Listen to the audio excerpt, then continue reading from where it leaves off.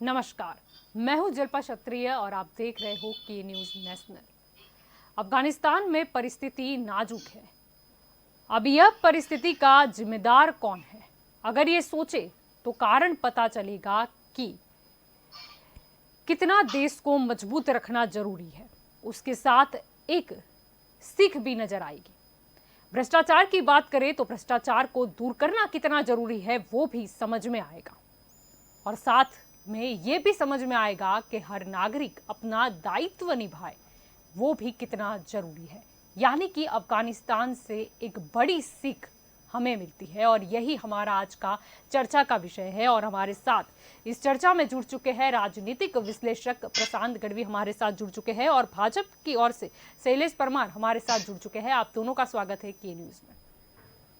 शुरुआत आपसे करेंगे प्रशांत जी। अफगानिस्तान पर तालिबान का जो भी कब्जा हुआ, ठीक है, बहुत ही नाजुक परिस्थिति है, लेकिन साथ ही कुछ सीख भी देके जाती है। देखिए, इस बार डेफिनेटली बोल सकते हैं कि मतलब अपना देश तो आजाद हुआ 1947 में, लेकिन जिस तरीके से समाज व्यवस्था, हर एक कंट्री वाइड जो व्यवस्था की गई, उसके बाद ये बहुत ही बड़ी सीख कि आज के इस टेक्नोलॉजी के युग में, आज के इतने एक्टिव युग में, इस तरह पूरे देश, मतलब पहले का जमाना था जिस तरीके से अंग्रेजों ने हमको हमारे देश के ऊपर चढ़ाव कर लिया था और हमको गुलामी दी थी, उसी तरह, लेकिन वो युग अलग था। तो आज के लाइव और एक्टिव युग में जिस तरीके से तालिबान ने पूरा कब्जा कर लिया और पूरे देश के ऊपर अपनी चढ़ाई कर दी, तो पहले जमाने में राजा महाराजा, जो बाबर हुमायूं की हम बात कर रहे हैं, अंग्रेजों की जो बात कर रहे हैं, एक ईस्ट इंडिया कंपनी आके 30,000 ईस्ट इंडिया के एम्प्लॉई आके 30 करोड़ जनता उस वक्त की उसके ऊपर चढ़ाई की थी। उसी तरह तालिबानों ने जो हम ये अफगानिस्तान के ऊपर किया है। लेकिन सीख ये मिलती है कि एज ए कंट्री, जब आप कंट्री चलाते हो तो कंट्री की गवर्नेंस को सिस्टम, सिक्योरिटी, इंटरनल और एक्सटर्नल, मैनेजमेंट, एडमिनिस्ट्रेशन और दायित्व, आप बहुत ही अच्छा वर्ड दे रहे हो कि दायित्व, सबका एक रिस्पॉन्सिबिलिटी होता है। वो फिर प्रेसिडेंट हो कि प्यून हो, देश का खुद की एक जिम्मेदारी बनती है और एक कमिटमेंट की बात है। जिस तरीके से यूएस ने अफगानिस्तान को 20 साल से हेल्प करती आई थी, यूएस आर्मी उसको चला भी रही थी, अच्छी तरह सब जा रहा था, अचानक से मतलब उनको वापिस लेना पड़ा। वो डेफिनेटली पिछले एक साल से ये एक्सरसाइज चल रही थी, लेकिन जिस तरीके से उन्होंने आर्मी पीछे लेना शुरू किया, तब से तालिबान आगे बढ़ते चले गए। वो अफगानिस्तान प्रेसिडेंट को पता था, यूएस का इंटेलिजेंस बोल रहा था कि 3 महीना कम से कम लगेगा, लेकिन वो 3 वीक में सब चौपट हो गया। तो ये इंटेलिजेंस को भी, मतलब आपने इतना अवॉइड किया, आपके पास सब इंफॉर्मेशन थी, उसके बाद भी ये किया। मैं स्पष्ट रूप से मानता हूं कि अगर अफगानिस्तान के प्रेसिडेंट ने, जिस दिन उन्होंने कंधार पे या उससे पहले जब दोहा की टॉक चल रही थी, तब पूरी दुनिया से हेल्प मांगी होती, यूएस से ज्यादा हेल्प मांगी होती, बाकी सारी कंट्रीज से कुछ ना कुछ लेवल से हेल्प मांगी और यूएन में गए होते, तो शायद आज ये दिन उनको न देखना पड़ता, इतनी जान नहीं गंवानी पड़ती। तो एक मैनेजमेंट का पार्ट एज ए प्रेसिडेंट, क्योंकि आप पूरे देश के रक्षक बन के बैठे हो, शासक बन के बैठे हो, तो सबसे पहली जिम्मेदारी आती है अशरफ गनी की। उसके बाद देखिए, उन्होंने, उनके भाई ने तो तालिबान को क्लियर कट सपोर्ट कर दिया था। तो देश कैसे चलाना है वो अगर आपको आता हो तो ही आप इस कुर्सी को निभाइए, इस कुर्सी पे बैठिए, वरना आपको कोई हक नहीं है।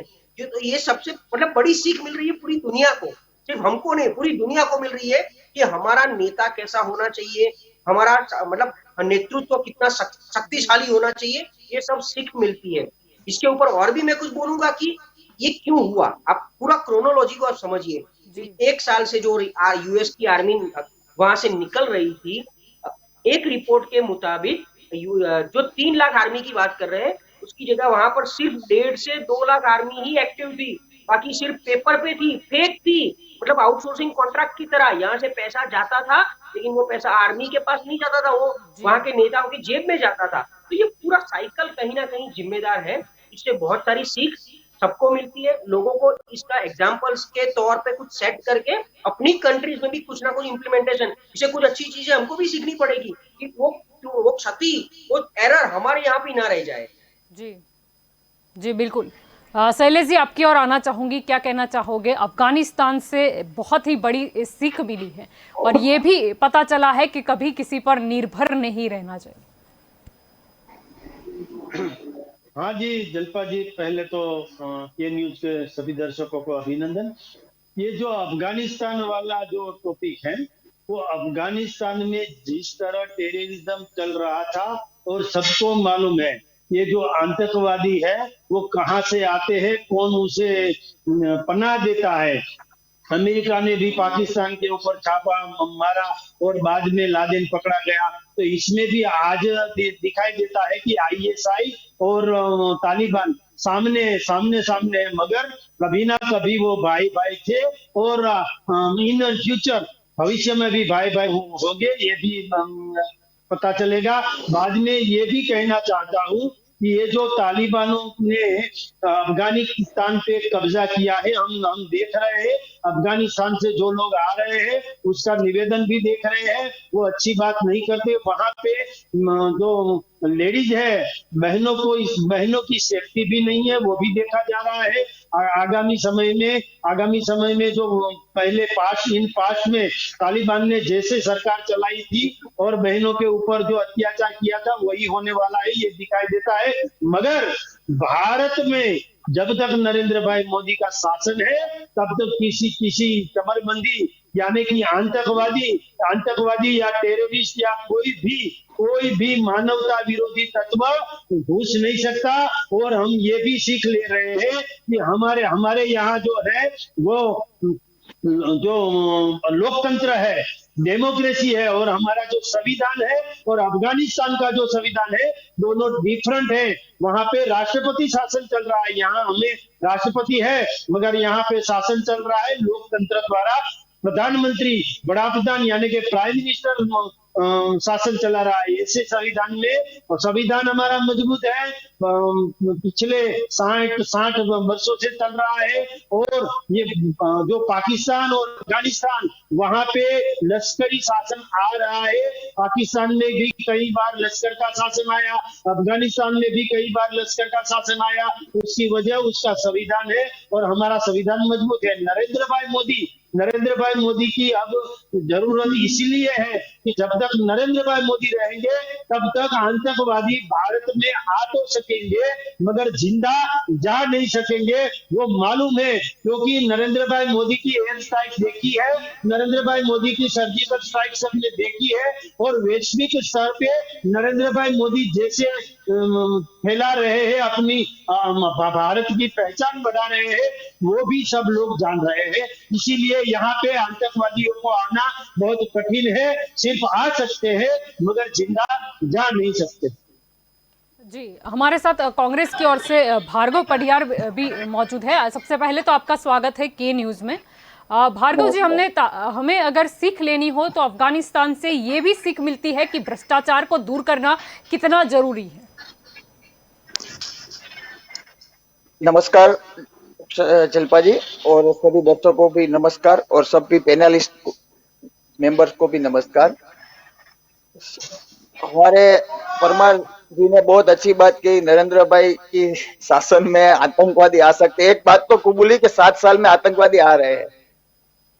56 इंच का सीने वाले 7 साल में आतंकवादी को भी हमारे देश में आ रहे हैं। इसलिए पुलवामा हो रहा है, बॉम्ब ब्लास्ट हो रहे हैं। और दूसरी बात, मैं कहीं दूर तक जाने वाला नहीं हूँ। मैं 1996 से 2021 तक की बात करने वाला हूँ। मैं पुरानी बातों को खुरेदना नहीं चाह रहा। 1986 में और 96 में और 2001 की वाजपेयी सरकार में कंधार जो हाईजेक प्लेन हुआ था हमारा, कंधार अफगानिस्तान में तालिबानी की पनाह में हमने करोड़ों डॉलर रुपए देके और आतंकवादी देके हमारे जो हमने छुड़वाए, आतंकवादी को छुड़ाए। दूसरी बात यह है कि हमने अफगानिस्तान में अगर पार्लियामेंट भी हमारे पैसों से बनी हो, 23,000 करोड़ का निवेश है, 22 या 23,000 करोड़ का, तो हमें क्या सीख लेनी चाहिए? पहला तो भारतीय जनता पार्टी के प्रवक्ता से मैं ये पूछना चाहता हूं कि हमारा दुश्मन तालिबान है कि अफगानिस्तान? हमारा दुश्मन तालिबान है कि अफगानिस्तान? 2020 के ट्रंप ने खलीजा से एक करार किया था कि हम लोग यहाँ से जाने वाले अफगानिस्तान से।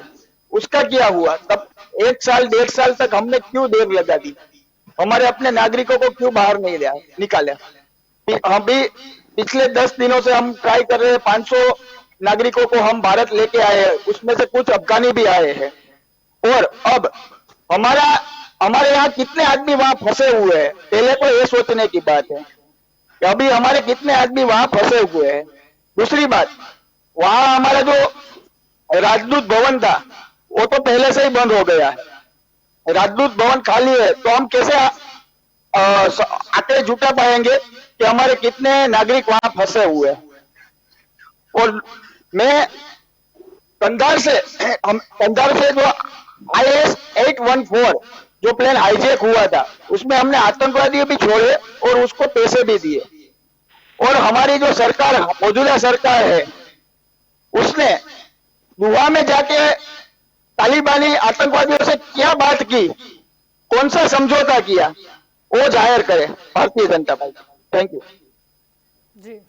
प्रशांत जी, आपकी ओर आना चाहूंगी। यहाँ पर हम जब बात करते हैं कि देश को मजबूत करना चाहिए, तो बात ये भी आती है कि अगर सरकारी तिजोरी मजबूत रहेगी, जिसका इस्तेमाल सिर्फ देश को मजबूत करने के लिए होना चाहिए, उसके लिए जरूरी ये भी है कि आयकर विभाग हमारा स्ट्रांग हो, GST का जो पूरा साइकिल है वो प्रॉपरली चले।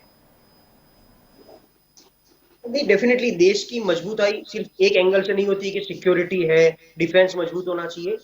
आर्थिक स्तर पे भी हम कितने मजबूत हैं, मतलब इकोनॉमिकली भी देश कितना मजबूत है, और उसी तरह से जीडीपी बनेगी तो वो ऑटोमेटिकली अपना रैंकिंग आएगा, रैंकिंग के हिसाब से हमारी मजबूताई दिखती है, पूरे वर्ल्ड में दिखती है।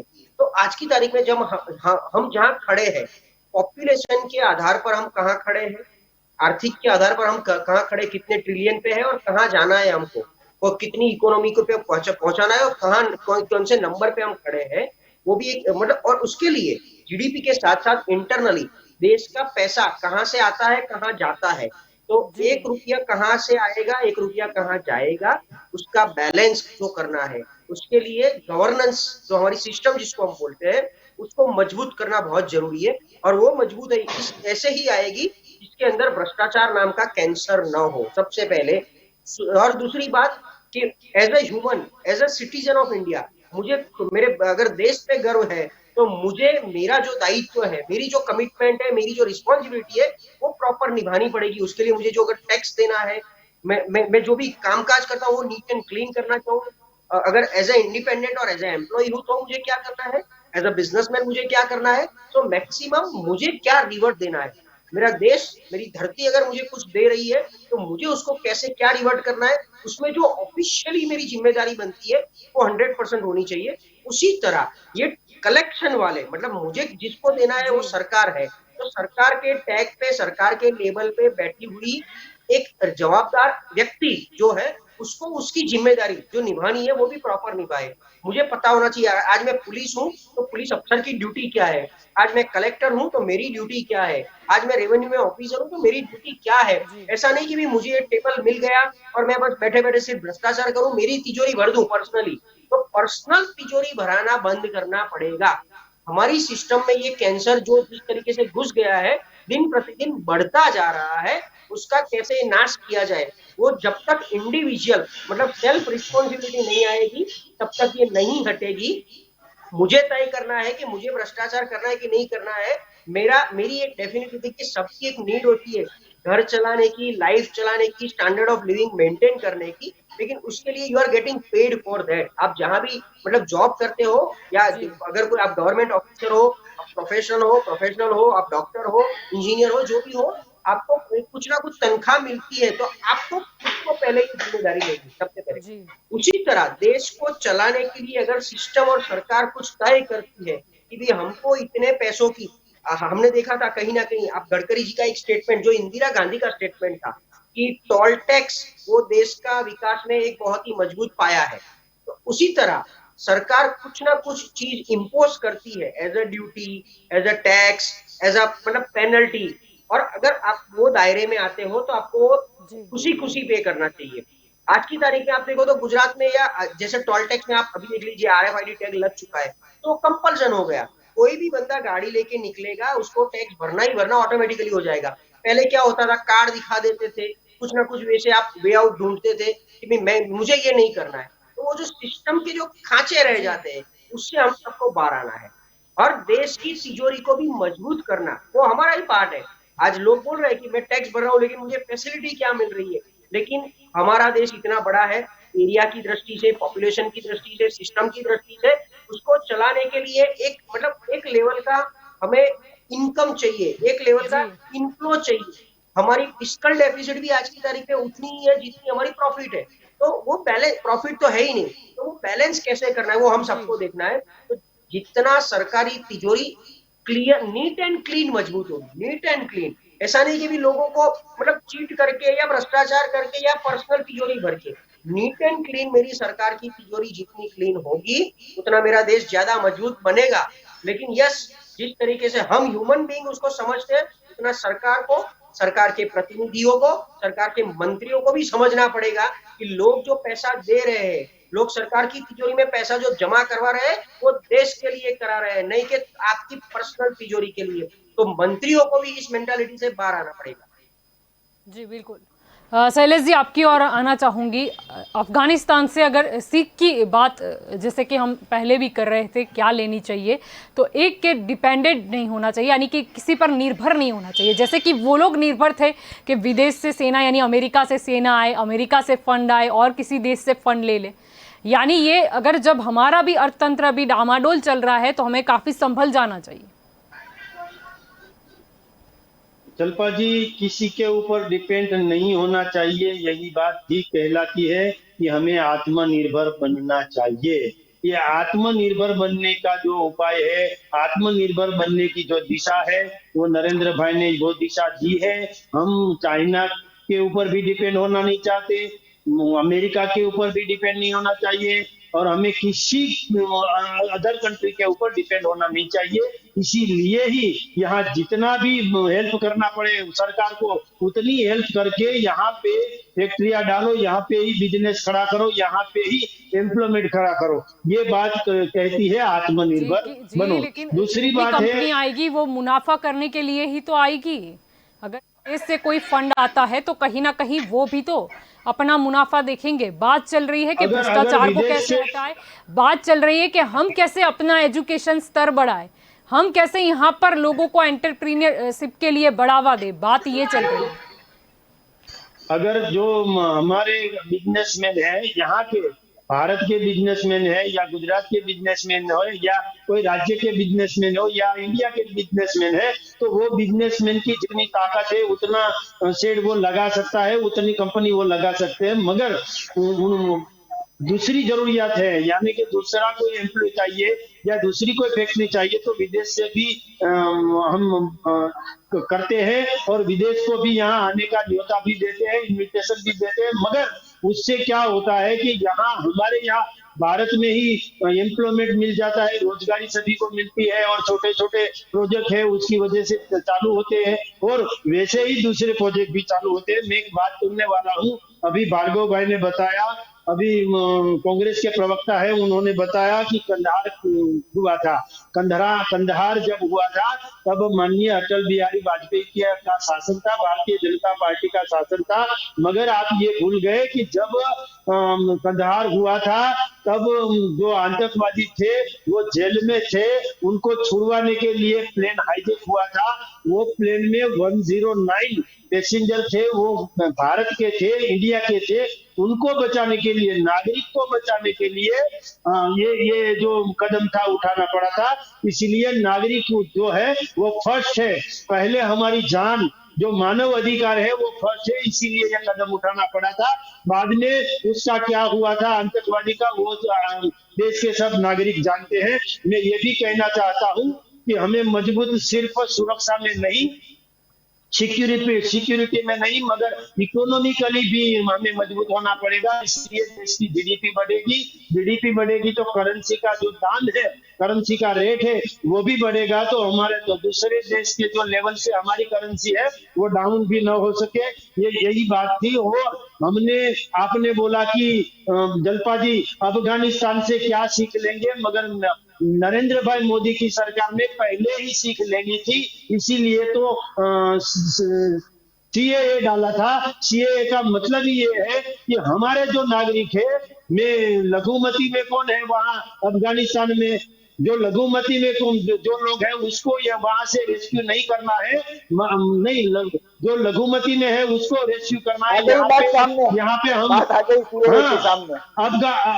अफगानिस्तान में जो लघुमती में है, यानी कि हिंदू है, सिख है, हमारे बौद्ध है, वो लघुमती को सीएए से यहाँ भारत लाने की योजना है और भारत में शरण देने की योजना है। इसीलिए लेकिन शैलेश जी यहाँ पे भी सुरक्षा का ध्यान तो रखना होगा।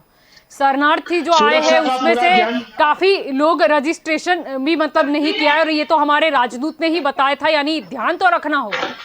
आप हर एक को, और क्या हमारा अर्थतंत्र अभी इतना डामाडोल चल रहा है, क्या हमारा अर्थतंत्र इतना डामाडोल चल रहा है, तो क्या अभी और हम भार सहन कर पाएंगे? प्रश्न ये भी है। अरे जलपा जी, वहाँ हमारा राजदूत भवन है ही नहीं।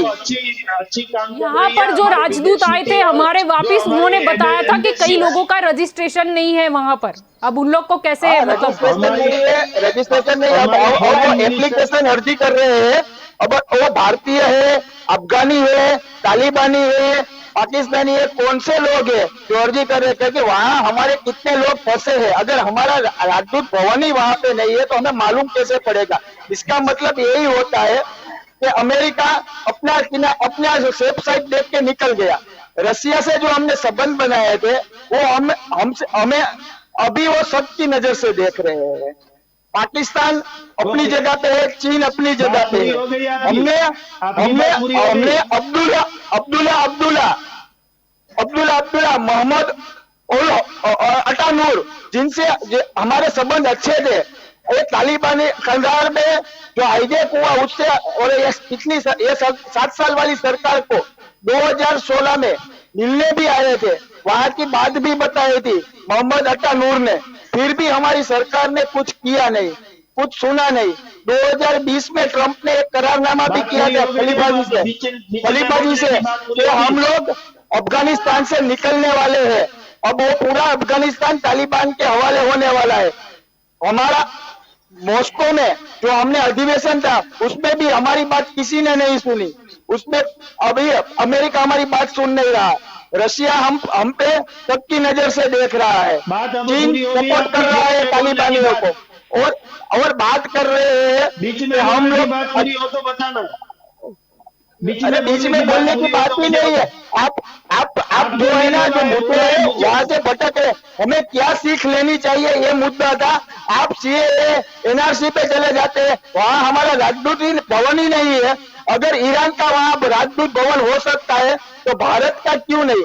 और हमने 23,000 करोड़ 22 या 23,000 करोड़ का जो निवेश किया है वहां, जो हमने लगाया है अफगानिस्तान में, उसकी क्या सेफ्टी? और हमारे देश में जो अभी नए लोग आएंगे उसमें कोई आतंकवादी नहीं आएगा, उसकी क्या गारंटी? और मैं यही से एक ही सवाल है, हमारा दुश्मन अफगानिस्तान है कि तालिबान है? भाजपा से मेरा एक ही सवाल है। ओके, कोई बात पूरी होगी बात। भाई ये मजाक नहीं चल रहा है, ये डिबेट चल रही है। बात पूरी हो या ना हो इसकी बात नहीं कर रही है। शैलेश जी बोलिए, शैलेश जी बोलिए अब जी, आपकी और भी लौटूंगी भार्गव जी। जी शैलेश जी जवाब दीजिए। बीच में बोलना नहीं चाहिए। आपको डिबेट का पता होना चाहिए कि कोई बोल रहा है। जलपा जी ने बोला है, मुझे बोलने को तालिबान की जानकारी भी नहीं है, बातें कर रहे हैं। ठीक है शैलेश जी, क्या सीख लेंगे? चलो प्रश्न अभी भी वही है, क्या सीख लेंगे? सीख ये लेंगे, हमने बात की है आत्मनिर्भर होने की, लेकिन हुए नहीं है अभी हम। अर्थतंत्र हमारा जिस हिसाब से डामाडोल चल रहा है, यानी परिस्थिति काफी विकट हो सकती है आगे जाके। संभल के रहने की जरूरत है। एक तरफ पाकिस्तान है, दूसरी तरफ चाइना है, और अब ये तालिबान।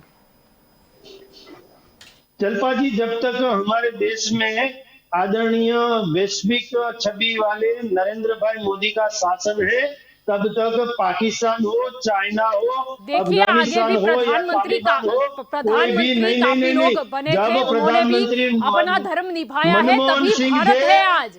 और आने वाले जो भी मनमोहन प्रधानमंत्री होंगे उनकी फर्ज है देश को बचाना। बचाना यानी फर्ज इसमें है, मगर मगर जब मनमोहन सिंह कांग्रेस में थे और कांग्रेस की सरकार थी मनमोहन सिंह की, तब मनमोहन सिंह का कोई सुनता नहीं था, मगर वो बोलते भी नहीं थे। और भारत के बाहर कौन प्रधानमंत्री इंडिया का है वो किसी को पता भी नहीं था। आज भारत का नाम पूरे वर्ल्ड में है, उसका मतलब ये है कि नरेंद्र भाई मोदी जैसे प्रधानमंत्री हमें मिले हैं, 56 इंच की छाती है उसकी, वैसे प्रधानमंत्री हमें मिले हैं कि अमेरिका हो, चाइना जी, हो, जापान जीडीपी हो, क्या है हमारा? इंडोनेशिया हो या इंडिया, नहीं नहीं, हमारा जीडीपी जो मैं क्या बोल रहा हूँ अभी, मैं यही तो बात कर रहा हूँ कि हमारी इकोनॉमिक कंडीशन है वो भी पहले से अच्छी है। जब कर रहे हो जब शैलेश जी? नरेंद्र भाई मोदी पहले से अच्छी ही है। कैलकुलेशन बताइए, जब इकोनॉमी हमारी पहले से बेहतर कैसे है? शैलेश जी कैलकुलेशन बता दीजिए मुझे।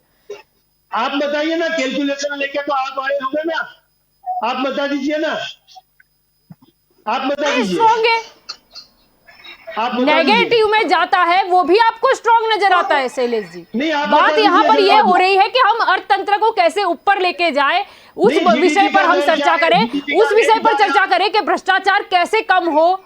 जीडीपी का रेट क्या है जनता जी, मुझे जानना है। आपको पता नहीं चलता है, आप बोलते रहे हो, आपने बार बार बताया आप ना, बोल रहे हो आप हमारे बोलिए। प्रधानमंत्री ये, हमारे प्रधानमंत्री ये। आप बोलिए अरे ना, प्रधानमंत्री GDP तो का रेट क्या है है? इसीलिए तो वो काम करेंगे, लेकिन जी, साथ आप में बोलिए अर्थतंत्र का GDP क्या, का वो रेट भी तो क्या आप है? जवाब दीजिए। आप बात को गोल गोल घुमा रहे GDP फिर का बोल रहे रेट हो क्या आप है? पहले से अच्छा है। क्या अच्छा दिख रहा है आपको अर्थतंत्र? प्रशांत जी आपकी ओर आना आपको चाहूंगी, नहीं क्या कहना दिख रहा चाहोगे? है? अर्थतंत्र पहले से आपको बेहतर नहीं है दिख क्या? रहा है, लोगों को दिख रहा है, अर्थतंत्र पहले से लोगों बेहतर है को क्या? दिख रहा प्रशांत जी है। क्या कहेंगे? भारत का यहाँ पर अर्थतंत्र सीधा बहुत अच्छा प्रश्न हो रहा है, यहाँ भारत पर में साफ सुरक्षा तौर पर है, सीख लेने की भारत का बात चल नरेंद्र रही है भाई मोदी और जिस यहाँ पर तरह ये शासन मानने कर को रहे तैयार हैं, नहीं है, भारतीय यहाँ पे ये जनता मानने पार्टी को के तैयार नरेंद्र नहीं भाई है। मोदी के शासन के बाद इंडिया का इंडिया ने जैसे नक्शे कदम बदल दिए हैं, सभी भारत की तरफ देख रहे हैं। पहले पहले जो था ना, जो ऑक्सीजन प्लांट यहाँ नहीं थे, बाद में कर यहाँ रहे हो, सब कोरोना भी तो आत्मनिर्भर नहीं हो था गए पहले। हैं। अरे क्या अरे बात कर रहे कोरोना हो में शैलेश भारत की जी? उपज नहीं है, शैलेश जी क्या कोरोना बात कर रहे भारत की हो? उपज उस हिसाब से नहीं तो है। 2014 से हो, तब क्यों सिर्फ नहीं थे भारत में ऑक्सीजन कोरोना प्लांट? नहीं था, क्या बात कर रहे हो आप? कोरोना मुद्दा वैश्विक क्या है? आप महामारी कहाँ है। भटका रहे हो? कोरोना वैश्विक कोरोना ठीक है आने शैलेश से जी, कोई पहले बात नहीं। कोरोना आपको वैश्विक अर्थतंत्र उचित महामारी है। लगता है, आपको अर्थतंत्र बहुत अच्छा लगता है, तो सबके खाते में आपको पैसे नहीं डाल लगता देना, होगा, हमें तो सबके हमारे देश बैंक पर बैलेंस गौरव सबको है, कर देना। हमारे देश शैलेश से जी हमें अर्थतंत्र गर्व बहुत है। अच्छा चल रहा है। हमारे देश का कभी हम नीचा नहीं दिखा सकते। आप दिखाओ हमारी फॉरेन नीचा दिखाने का सवाल नहीं है, जो वास्तविकता है उसको स्वीकार करना होगा, वास्तविकता है उसको स्वीकार करना होगा। मैं बात कर रही हूँ कि अर्थतंत्र को कैसे मजबूत किया जाए, मैं बात कर रही हूँ भ्रष्टाचार को कैसे दूर करा जाए। तो आप बोल रहे हो कि पहले के मुकाबले काफी अच्छा अर्थतंत्र है, क्या बात कर रहे हो? मानना तो होगा ना। आंख बंद करने देने से दिन ढल नहीं जाता शैलेश जी, आंख बंद कर देने से दिन ढल नहीं जाता। जी भार्गव जी क्या कहना चाहेंगे? पहले के मुकाबले अर्थतंत्र बहुत अच्छा है। जी भार्गव जी अर्थतंत्र बहुत अच्छा है, बताइए। अर्थतंत्र बहुत अच्छा है, क्या बात है, क्या बात है? बहुत बहुत बहुत बढ़िया बात कही दी। भारत ऑक्सीजन एक्सपोर्ट कर रहा था, भारत ऑक्सीजन फर्स्ट नंबर पे है ऑक्सीजन बनाने में, पूरी वर्ल्ड को ऑक्सीजन सप्लाई इंडिया कर रहा था। कोरोना की महामारी के कारण हमें जो अधिक ऑक्सीजन की जरूरत पड़ी, इसलिए हम लोगों ने प्लांट लगाए हैं, और वो भी प्लांट कितने शुरू हुए वो किसी को मालूम नहीं। पहले के मुताबिक अभी अर्थतंत्र बहुत बढ़िया है। तो पहले 70 रुपये में पेट्रोल और डीजल मिल रहा था, आज 110 112 रुपये में मिल रहा है। अर्थतंत्र इतना ही बहुत बढ़िया है। तो हमें अपनी जो 70 साल की पूंजी है, जो हमारे तो आपके और सबके टैक्स से बनी हुई सरकार की हमने सरकारी कंपनियां जो बनाई है, उसको बेचने की नौबत ना आती। 6 लाख करोड़ अगर हम लोगों को अपनी जो सरकारी प्रॉपर्टी है उसको बेच के ही लेनी है, तो अर्थतंत्र और जीडीपी हमारा क्या होगा आप ही समझ सकते हैं। रेलवे बेच रहे हैं, एरोड्राम एयरपोर्ट बेच रहे हैं, स्टेडियम बेच रहे हैं, माइनिंग प्लांट बेच रहे हैं, बिजली के प्लांट बेच रहे हैं, बीएसएनएल के टावर बेच रहे हैं, तो इसका क्या मतलब हुआ? अगर हमारे पास अभी पैसे नहीं है सरकार की तिजोरी में, इसलिए तो ये बेच रहे हैं। 70 साल की पूंजी जो आपने हमारे और हमारे पुश्तों ने जो टैक्स दिया है उसकी को बेच रहे हैं, और जीडीपी बहुत बढ़िया है। बोल रहा हूँ हर एक बात पे नरेंद्र मोदी और दूसरी बात ही नहीं। अरे भाई प्रधानमंत्री इसीलिए बनाया है कि देश के लिए काम आपको करो, राहुल गांधी का देश नाम के नहीं लिए ले काम सकते तो करो। हम क्या करें? अगर हम तो हमारा राहुल अगर गांधी कहाँ से आ गया शैलेश आप जी? राहुल गांधी का नाम ही नहीं ले रहे हैं, नाम लेते तो रहने दीजिए, यहाँ पर व्यक्ति राहुल विशेष का नाम गांधी लेने का- की जरूरत नहीं है। यहाँ पर बात हो रही है देश की, और देश सबका है। देश प्रधानमंत्री का भी है, देश छोटे से छोटे तो अभी मजदूर का भी है, प्रधानमंत्री कौन सबका है? देश है, देश अच्छा, सबका है। अच्छा, बात यहाँ पर ये हो रही है कि हम नहीं, दूसरे नहीं, देशों के साथ जो हुआ उससे क्या सीख ले अपने को क्या कैसे कांग्रेस मजबूत के बारे करें। में? सत्ता से चाइना ने क्या सत्ता से किया? सवाल होते हैं, विपक्ष से सवाल होते हैं। चाइना ने क्या करा? कितने साल उसने मेहनत करी, कितने साल उसने वो करा, और आज जो अपनी वो दिखा रहा है, यहाँ पर वो बात हो रही है कि अपने अर्थतंत्र को हम कैसे मजबूत करें। हमारा अर्थतंत्र मजबूत होगा तो हम लड़ पाएंगे, तो हम लड़ पाएंगे। तो आपको प्रॉब्लम है, हम राहुल गांधी का नाम ले तो आपको प्रॉब्लम है, वो नरेंद्र भाई मोदी का नाम लेते हैं तो आपको प्रॉब्लम नहीं तो है। प्रधानमंत्री का नाम नहीं लेंगे। अरे आप अगर तो तब से राहुल प्रधानमंत्री गांधी है, नरेंद्र मोदी करे जा रहे हो, मैं यहाँ पर बात कर रही हूँ देश की, आप मुझे देश का प्रधानमंत्री दिखा रहे हो। यहाँ पर आपके पास जवाब नहीं है, ना आप मुझे इकोनॉमिक का वो फॉर्मूला समझा पाए हो। यहाँ पर मैं बात कर रही हूँ कि क्या प्लान है, आपको क्या लगता है अर्थतंत्र को हम कैसे आगे ले जाएं? आप उसके ऊपर बात कीजिए। आप यहाँ पर बैठे हैं भाजपा की ओर से, मैं नहीं बैठी। आप बैठे हैं यहाँ पर, मैं नहीं बैठी। मेरा काम है सवाल करना, और मैं वही कर रही हूँ। और जब तक सवाल का जवाब नहीं मिल जाता तब तक सवाल भी दोहराए जाएंगे, एक ही सवाल बार बार पूछा जाएगा। यहाँ पर स्पष्ट तौर पर जवाब दीजिए।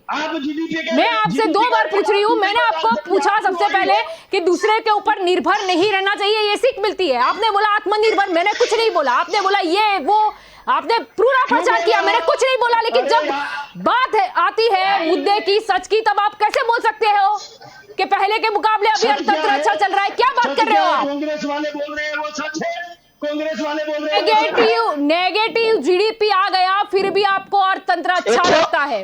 100 रुपए पेट्रोल डीजल नहीं है। कांग्रेस की सरकार में जो चल रहा था वो सब अच्छा था। अरे कांग्रेस की सरकार का छोड़ो, वो गई ना। अभी कौन है सत्ता पक्ष में? सवाल किसको जाएगा? सत्ता पक्ष में कौन है? प्रधानमंत्री किसका है? मोदी शासन में है तो नरेंद्र भाई मोदी ने जो किया है वो हम बोलेंगे। क्या किया? नरेंद्र भाई मोदी ने जैसे सर्जिकल स्ट्राइक की और एयर स्ट्राइक की और आतंकवादियों को जिंदा आने दिया मगर जिंदा जाने नहीं दिया, यही काम किया है। आए ही क्यों? वही तो सवाल है शैलेश जी, अभी भी आप नहीं समझ रहे हैं। और शैलेश जी, यहाँ पर बात ये हो रही है कि हमारा डिफेंस कब मजबूत होगा? जब हम फाइनेंशियली स्ट्रांग हो गए।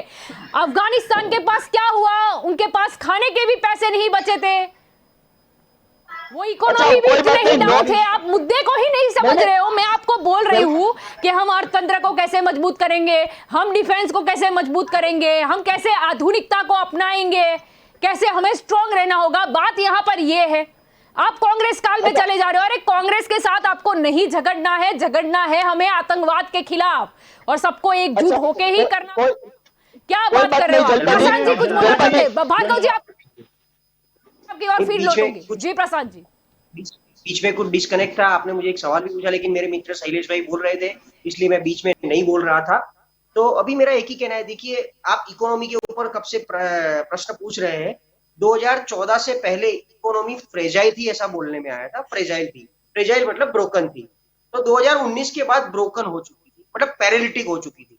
और पूरा पैरालिसिस होते होते आप देख लीजिए, आंकड़े भी बोलते हैं जीडीपी के, 2014 के बाद आप जीडीपी का पूरा ग्राफ देखो, जो एक बार 6.8, 6.9, 7.5, 8 तक गया हुआ जीडीपी वापिस कभी भी 6 के ऊपर नहीं आया है पिछले 6 क्वार्टर में। कोरोना को मतलब बाजू में रख देते हैं, अभी कोरोना के बाद आते हैं। पूरी वर्ल्ड की इकोनॉमी जब बैठ गई थी, हमारी -23, उसके बाद -8% तक लाने का ट्राई हुआ है। और लेकिन जो ये जीडीपी हमारा आंकड़ा जो 7-8% तक गया था, तब जीडीपी के कैलकुलेशन में बेस ईयर 2000 था। अभी मोदी सरकार आने के बाद जीडीपी के कैलकुलेशन में बेस ईयर को बदल दिया गया है और वो बेस ईयर 2012 किया गया है। तो 12 साल का अगर ये जीडीपी का डिफरेंस देख लो और 7% के सामने मोदी जी का हाईएस्ट जो जीडीपी आंकड़ा है 6.8 या 7.4%, मैक्सिमम 7.4% 2014 के बाद देखा है। अगर मैं उसको 2000 बेस ईयर से कैलकुलेट कर लूं तो इट इज लेस देन 3%, वो कैलकुलेशन के हिसाब से। ओके, अभी उसका जो कैलकुलेशन है CGINX, जीडीपी को कैलकुलेट किया जाता है CGINX। NX is net export minus net import. उसमें अपना एक्सपोर्ट इतना ज्यादा नहीं है जितना हमारा इंपोर्ट है, और इंपोर्ट ज्यादा है इसीलिए डॉलर के सामने हमारा रुपया गिरता जा रहा है। इकोनॉमी के मजबूत करने के लिए हमको एक्सपोर्ट को बढ़ोतरी देनी है, एक्सपोर्ट को प्रमोट करना है, वो हमारे देश में काफी सारे लेवल पे कम हो रहा है। पहली बात। दूसरी बात, इकोनॉमी उतनी स्ट्रांग आज की तारीख में नहीं है, हम सबको एक्सेप्ट करना पड़ेगा, ये नेकेड फैक्ट है। लेकिन जब तक ये इकोनॉमी स्ट्रांग नहीं होगी, देखिए आंतरिक सुरक्षा एक अलग चीज है, स्पेंडिंग एक अलग चीज है, इंफ्रास्ट्रक्चर डेवलपमेंट अलग चीज है, लेकिन पैरेलल जब तक इकोनॉमी मतलब इंडिविजुअल हर एक आदमी की कंट्रीब्यूशन देश की इकोनॉमी में नहीं आएगा, तब तक वो इकोनॉमी स्ट्रांग नहीं होगी। मतलब डॉलर के नजदीक हमको जाना है, डॉलर के नजदीक पहुंचना है, अगर उसको हम बेंचमार्क करके रखते हैं तो आज की तारीख में हम 75 रुपीज दूर है, मतलब 75 किलोमीटर हम दूर है हमारे 1 रुपये से। तो उसको कितना नजदीक जाना है, किस तरीके से हम डेवलप करेंगे। पेट्रोल में तो ठीक, चल ये रेट के ऊपर तो मैं आता ही नहीं हूँ, महंगाई के ऊपर तो, लेकिन इकोनॉमी को स्ट्रांग करने के लिए छोटे से छोटे आदमी, गांव के आदमी, हर एक आदमी की इकोनॉमिक कंडीशन जब तक मतलब मजबूत नहीं होगी, लिक्विडिटी नहीं आएगी, हर एक की स्पेंडिंग कैपेसिटी नहीं बढ़ेगी, तब तक ये नहीं होगा।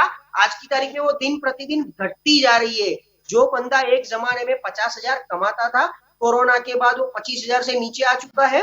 हम आज की तारीख में 84 करोड़ गरीबों को राशन दे रहे हैं, मतलब हमारे यहाँ 84 करोड़ गरीब जनता है। तो गरीब जनता जीडीपी में उतनी कंट्रीब्यूट नहीं कर सकती है, तो वही बहुत बड़ा फैक्टर है कि हमारी जीडीपी मतलब लोअर डाउन है। जब तक वो 84 सीआर 40 सीआर के नीचे नहीं आएगा, तब तक हम नहीं बोल सकते हमारी देश की इकोनॉमिक कंडीशन अच्छी है। तो वो हमको एक एक्सेप्ट करना रहेगा। अफगान की और तालिबान की ये सिचुएशन के बाद सबसे बड़ी सीख ये भी मिलती है कि अगर आप फाइनेंशियली साउंड हो, कैपेबल हो, देखिए इंटरनेशनल डिप्लोमेसी जैसी भी कोई चीज है, हम ऐसा नहीं बोल सकते कि 100% आत्मनिर्भर बन जाए हमारा देश और इंडिपेंडेंट बन जाए। हम देश चला रहे हैं, हम विश्व के मैप में बैठे हैं, पूरे विश्व के साथ हमको भी रहना है। इसीलिए एक डिप्लोमेसी के तौर पर एक रिलेशन होता है, एक संधि होती है, उसको वो डेकोरम को हमको रिस्पेक्ट करना है, अकॉर्डिंगली चलाना है। लेकिन उसका मतलब ये भी नहीं है कि हमको सबको छोड़ के बाजू में आना है। यस, मैक्सिमम हम क्या कंट्रीब्यूट कर सकते हैं वो भी देखना है।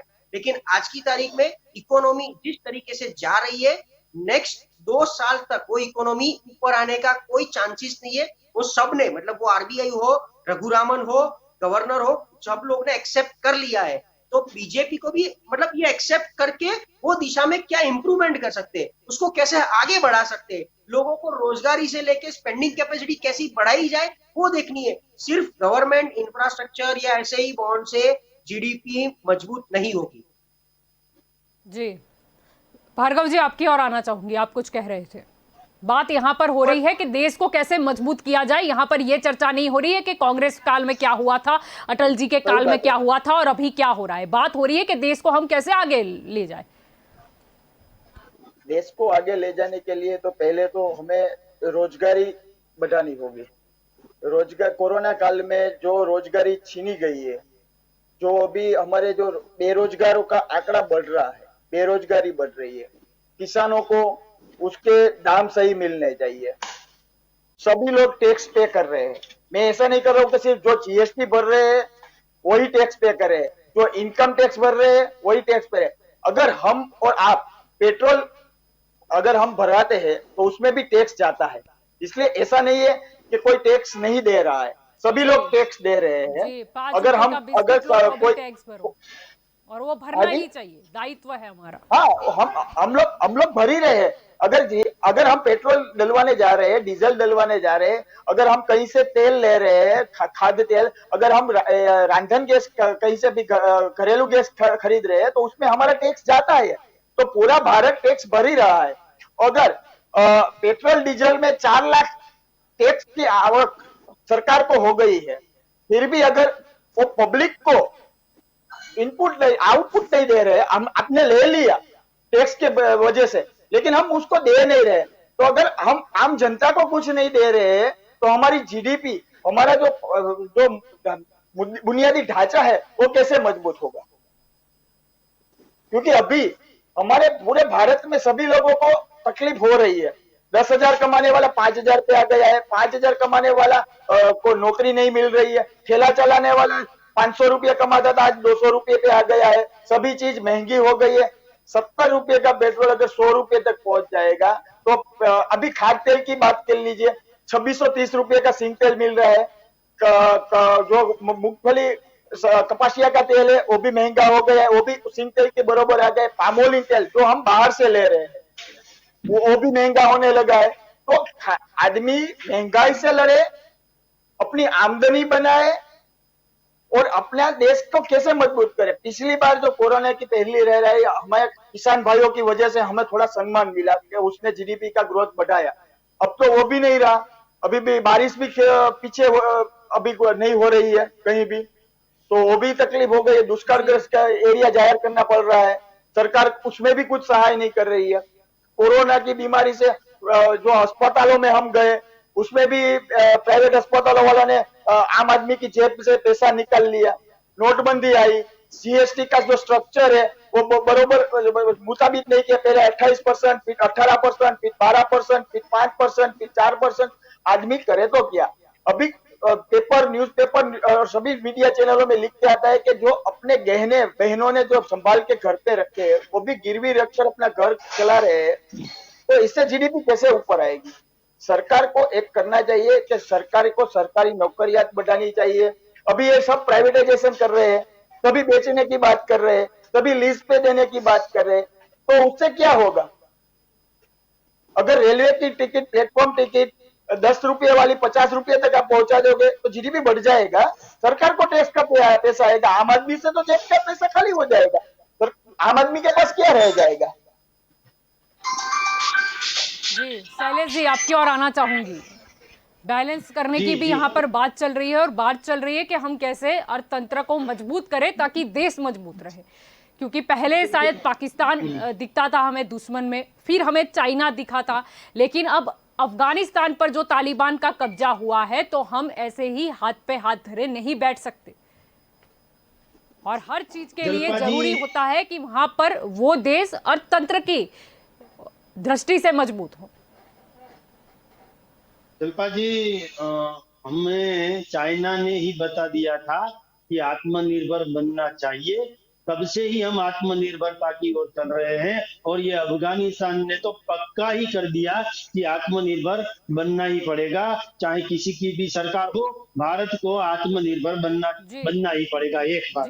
दूसरी बात है मेरे मित्र प्रशांत भाई ने की कि जो एक्सपोर्ट है वो बढ़ाना पड़ेगा और इंपोर्ट को कम करना पड़ेगा। बहुत अच्छी बात की कि जब तक इंपोर्ट कम नहीं होगा और एक्सपोर्ट बढ़ेगा नहीं, तब तक करेंसी का जो लेवल है वो बढ़ेगा नहीं, जीडीपी रेट बढ़ेगा नहीं। यही बात मैं कहना चाहता हूँ कि सिक्योरिटी जो हमारी सुरक्षा है वो तो पहली बात है ही, मगर हमारा जो ग्रोथ रेट है, हमारा बिजनेस ग्रोथ रेट है और एक्सपोर्ट जितना आत्मनिर्भर की जो पोजीशन है, आत्मनिर्भर बनेंगे तो यहाँ बिजनेस होगा, बिजनेस की वजह से यहाँ कुछ ना कुछ उत्पादन होगा, प्रोडक्शन होगा तो हमारे जो इंजीनियर्स कंपनियां जो है वो बाहर एक्सपोर्ट करेगी तो हमारी करेंसी का लेवल बढ़ेगा। ये दूसरी बात। और जो हमारे कांग्रेस के प्रवक्ता है, उन्होंने बोला कि सभी चीजें और सभी जो डिपार्टमेंट है वो बेचते हैं। अभी बेचना वो शब्द आप निकाल देना, कोई भी डिपार्टमेंट बेचा नहीं गया है, सिर्फ रेंट पे दिया गया है। और उसी रेंट पे जो बिन उपयोगी जो स्क्रेप में थे जो जो डिपार्टमेंट, उसका सदुपयोग कैसे हो और अच्छी तरह उसका यूज कैसे हो, इसीलिए कंपनियों को सिर्फ रेंट में देते हैं। आपका जो घर है, आपका बंगला है, उसको किसी और को रेंट पे दो, भाड़े पे दो, तो उसको उसका नहीं हो जाता, वो बेचा नहीं है, उसको रेंट पे दिया है, बाद में आपको जब भी जरूरत हो तब वापिस ले लेते हैं। इसीलिए ही सभी अभी डिपार्टमेंट जो है वो रेंट पे दिए हैं, उससे कुछ ना कुछ इनकम होगी और हमारे देश का कुछ ना कुछ फायदा होगा। कोरोना के काल में, कोरोना के आपने कोरोना की बात की कि कोरोना के काल में इस जो जिसकी आमदनी कम हो गई है, सभी लोग एक्सेप्ट करते हैं और मैं भारतीय जनता पार्टी का एक जवाबदार प्रवक्ता होके भी मैं एक्सेप्ट कर रहा हूँ कि कोरोना की वैश्विक महामारी में हमारे सभी जो व्यापारी है, मजदूर है, बिजनेसमैन है, किसान है, सभी की इनकम आय कम हो गई थी। इसीलिए तो हमारा हम इनकम कम हो गई थी, इसीलिए तो सरकार ने कुछ ना कुछ हेल्प की और सरकार की जवाबदारी भी है और सरकार मदद करनी ही चाहिए। सरकार ने किसानों, व्यापारियों और सभी मजदूरों को भी मदद की है और सरकार का ये दायित्व भी बनता है। मगर मैं ये भी कहना चाहता हूँ कि अफगानिस्तान में तालिबान की सरकार आई है, यानी कि पाकिस्तान में आतंकवादी प्रवृत्ति जो है वो बढ़ेगी, आतंकवादियों जी का जो ठिकाना है वो भी बढ़ेगा। इसकी जी वजह से हमारी सुरक्षा बढ़ानी पड़ेगी। हमारी सुरक्षा नहीं बढ़ाएंगे तो आतंकवादी जो है वो हमारे घर में घुस जाएंगे। मगर मैं ये भी कहना चाहता हूँ कि हमारी सरकार इतनी भी मक्कम है, इतनी ही मक्कम है कि हम आतंकवादियों के सामने लड़ने के लिए हमारे सैनिक भी तैयार है, हमारे हमारे जो आर्मी के लोग हैं, हमारा लश्कर है, वो सब तैयार है, हमारे लश्कर और सब लोग तैयार है। इसीलिए ही हम सुरक्षित है। सुरक्षित इसीलिए भी है, हमारे आर्मी के लोग अच्छा काम कर रहे हैं, हमें सुरक्षा दे रहे हैं और हम खाना इसीलिए खा रहे हैं कि हमें हमें किसान जो है वो अच्छा अच्छा खाद्य उत्पादन कर रहा है और हम चैन से इसीलिए सो रहे हैं कि बॉर्डर पे हमारे जो आर्मी के लोग हैं, लश्कर के लोग हैं, वो पाकिस्तान हो, चाइना हो, अफगानिस्तान के कोई आतंकवादी हो, उसके सामने लड़के हमें बचा रहे हैं और हमें अगले टाइम पे और इन फ्यूचर हमारी आर्मी मजबूत है, फिर उसको भी मजबूत करना पड़ेगा। और हमारे नरेंद्र भाई मोदी जो है उसका शासन करने का तरीका भी ये है कि हमारी आर्मी और विदेश से आक्रमण जो आता है उसके सामने कैसे लड़ सके, उसके लिए ग्रांट भी अच्छी तरह देते हैं, उसको प्रायोरिटी भी दे रहे हैं आर्मी को। इसीलिए ही प्रायोरिटी दे रहे हैं कि आतंकवादी आके हमारे निर्दोष नागरिकों का जान न ले ले और निर्दोष नागरिक जो है उसको परेशान न करे। हमने हमारे जो नागरिक 400 से ज्यादा नागरिक अफगानिस्तान से एयर लिफ्टिंग किया है, वो बोल रहे हैं कि अफगानिस्तान में जो परिस्थिति है, अब की स्थिति है, वो अच्छी स्थिति नहीं है। वो रो रो के बोल रहे थे। तो पुरुषों की ऐसी स्थिति है तो बहनों की स्थिति कैसी होगी, वो भी हमें जी सोचना पड़ेगा। इसीलिए ही जी हमारी आर्मी, लश्कर और हमारे जो सैनिक है उसको मजबूत करना ही पड़ेगा और ये सरकार भी वो जी कदम उठा रही। जी हमें भी आधुनिक जो हथियार है और जो टेक्नोलॉजी है उससे सज्ज होना होगा और उसके लिए पैसे भी चाहिए, यानी अर्थतंत्र को मजबूत करना। प्रशांत जी, आपकी ओर आना चाहूंगी। आखिरी सवाल मेरा आप ही से रहेगा। यहाँ पर ये पूरा मुद्दा इसीलिए वो कहा गया कि कहीं भी कुछ गलत चीज होती है तो उसमें से भी हमें कोई सबक मिल जाता है कि हमें क्या नहीं करना चाहिए। अफगानिस्तान से अगर सीख लेने की बात है तो पहला के वहां पर जिस तरीके से भ्रष्टाचार फैला हुआ था, कहीं ना कहीं वही नींव बनी वो देश को तोड़ने वाली। और भ्रष्टाचार के अलावा भी वहां पर जी जी प्रशांत जी जी, सही बात है। हम हर वक्त हमारे बच्चों को भी बोलते हैं कि learning is a endless and infinite process. मतलब लर्निंग ऑलवेज चलता रहता है, एक अविरत चलता रहता मुद्दा है और उसमें हमको सीख लेनी होती है। किसी के एक्सपीरियंस से भी हम सीख जाए और सुधर जाए, वो भी अच्छी बात है। तो इस तरह अफगानिस्तान में जो ये चीज हुई, ऐसा नहीं है कि सिर्फ भ्रष्टाचार से ही हुई है, सिर्फ उनकी नेग्लिजेंसी से हुई है। काफी जी सारे मतलब मल्टीप्लाइंग जी फैक्टर थे और ये भी पिछले 3 साल की प्रोसेस थी, तालिबान की आज की नहीं थी। मई 2017 से ये चलती आती प्रोसेस थी। पहले उन्होंने छोटे छोटे स्टेट, छोटे छोटे डिस्ट्रिक्ट लिए थे, फिर उसमें से वो पूरे सिटीज लेने लगे थे। तो और उनका तो एक ही मकसद था कि अटैक करना, आतंक मचाना और कुछ भी करके सत्ता हासिल करना। और जब तक उन्होंने सत्ता हासिल की, तब तक उन्होंने उनकी जो भी कैरेक्टरिस्टिक थी वो नहीं दिखाई दी। ये सत्ता लेने के बाद तालिबानों ने उनका जो भी कैरेक्टर दिखाया है, मतलब महिला पे अत्याचार करना, लोगों को मारना, आतंक फैलाना, सत्ता लेने के बाद तब तक तो वो स्मार्टली स्लोली जा रहे थे। मतलब एकदम वो हमारे वहां जो मतलब रेबिट की उससे उससे नहीं जा रहे थे वो लोग, जी टॉर्टोइज की वो उससे जी घुसे हैं ये लोग। जी, एक दीमक बात दीमक आपने की एक तरह बताई फैल है, गए। जी जी जी बिल्कुल। दूसरी एक बात मुझे याद करानी है, चाइना की बात हम कब से कर रहे हैं। अगर आपको पता हो तो 2000 की साल से पहले चाइना 1 से 20 के में कहीं नहीं आता था। उसकी इकोनॉमी 1 ट्रिलियन से बहुत कम थी। एक क्रांति आई, रिवॉल्यूशन आया इलेक्ट्रॉनिक्स का, मतलब रिवॉल्यूशन जो वो लोग लाए, उससे उसकी इकोनॉमी ये लेवल पे आई कि आज वो सेकंड नंबर पे बैठी है, $22 ट्रिलियन पे बैठी है। जी और इसीलिए ये अफगानिस्तान का होना is almost as good as a third world war between China and US। कभी ना कभी यूएस और चाइना मिलके थर्ड वॉर कराएंगे। और इसीलिए ये जो भी प्रोसेस चल रहा है, चाइना अपनी तरफ से सबको कुछ ना कुछ बांटता है, देता है, और अपनी तरफ खींचने का ट्राई कर रहा है कि कल उठ के अगर ये वर्ल्ड वॉर हो तो मेरे साथ कितनी कितनी कंट्री रहेगी। जी उसी जी तरह यूएस भी अपनी तरफ से कुछ बना रहा है कि रशिया मेरी साइड रहेगा कि नहीं रहेगा, यूरोप कौन सी साइड रहेगा, वो सब देखते हैं। आज की तारीख में यूएस $26 ट्रिलियन पे और चाइना $22 ट्रिलियन पे है। लेकिन वो इम्बैलेंस इतना कम है, मतलब ये जो डिफरेंस है वो इतना कम है, वो कभी भी वो प्लस माइनस हो सकता है। और यही बड़ा थ्रेट यूएस पे है। इसीलिए देखिए यूएस ने क्या किया, 3 लाख मेरी आर्मी है, और हम कम से कम कितने डॉलर यहाँ पर यूज कर रहे हैं, लेकिन उसका रिवर्ट मुझे कुछ नहीं मिल रहा है। तो मैं सिर्फ सीड बोए जा रहा हूँ, बोए जा रहा हूँ, उसके फल मुझे नहीं मिल रहे, जी इसलिए मैं ये आर्मी वापिस ले रहा हूँ। 3 लाख जी में से 1.5 लाख आर्मी तो फेक थी, सिर्फ पेपर पे थी। तो देते जाओ, एक वे वन वे देते जाओ, और उसका रेसिप्रोकेशन कुछ ना मिले। इसीलिए उन्होंने उनकी जीडीपी की चिंता करके, उनकी इकोनॉमी की चिंता करके ये आर्मी धीरे धीरे वापिस लेने का शुरू कर दिया है। तो अपने में भी ऐसा ही है कि आज की तारीख में हमारी इकोनॉमी जहां है, वहां से आगे कैसे बढ़ाया जाए उसकी चिंता करनी पड़ेगी। अफगानिस्तान की इकोनॉमी का तो बात ही नहीं कर सकते, मतलब वो कहीं है ही नहीं लाइन पे। तो ये पूरी एक लर्निंग प्रोसेस है। इससे काफी सारा administration, management, security, economic condition और देश के इंडिविजुअल आदमी की भी, मतलब एक लेवल वो क्या होनी चाहिए, वो ये सब जी सिखाता है। इससे बहुत बड़ी सीख लेके, एक लर्निंग प्रोसेस को लेके, हमको भी नीचे ग्राउंड लेवल तक जाके सबका पेन लेके सबको एक कॉन्फिडेंस देना पड़ेगा कि हम भारत में हैं, भारत में ही बढ़ेंगे, पलेंगे, और भारत में ही जिएंगे, मरेंगे। तो ये लेवल का कॉन्फिडेंस तभी आएगा जब आप 360 डिग्री सब तरीके से सिक्योर हो, फाइनेंशियली सिक्योर हो, कंट्री वाइड सिक्योर हो, जी सोशली सिक्योर हो। सोशली फिर गवर्नमेंट में भी आप इतने सिक्योर हो, मुझे भी पता होना चाहिए मेरी गवर्नमेंट मेरे लिए काम कर रही जी बिल्कुल। आप सभी इस चर्चा में मेरे साथ जुड़े, इसीलिए आप सभी का शुक्रिया। Thank you. तो दंगल देश का में आज का हमारा ये मुद्दा था कि अफगानिस्तान से क्या सीख मिलती है। अगर कहीं कुछ गलत होता है तब वहीं से अगर हम संभल जाए तो बहुत अच्छी बात होती है।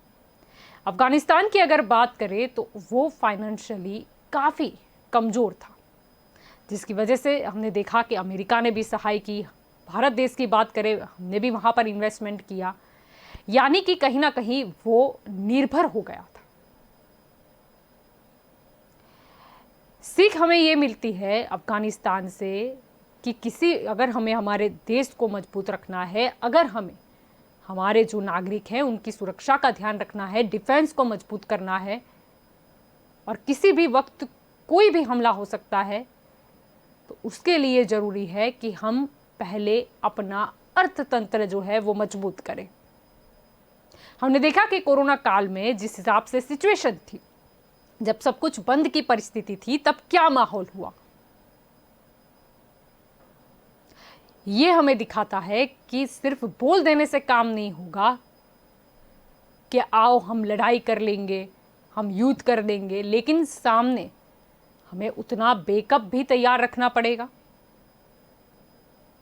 यानी बहुत ही जरूरी है कि देश को मजबूत अगर करना है तो फिर उसका अर्थतंत्र को मजबूत करना होगा, भ्रष्टाचार को दूर करना होगा, और भी काफ़ी अहम मुद्दे हैं। और एक नागरिक के तौर पर जितने भी लोग हैं, जितने भी भारतीय हैं, उनका भी दायित्व है कि वो अपना जो कर है उसे दे, ताकि देश के विकास में वो पैसे काम आ सके।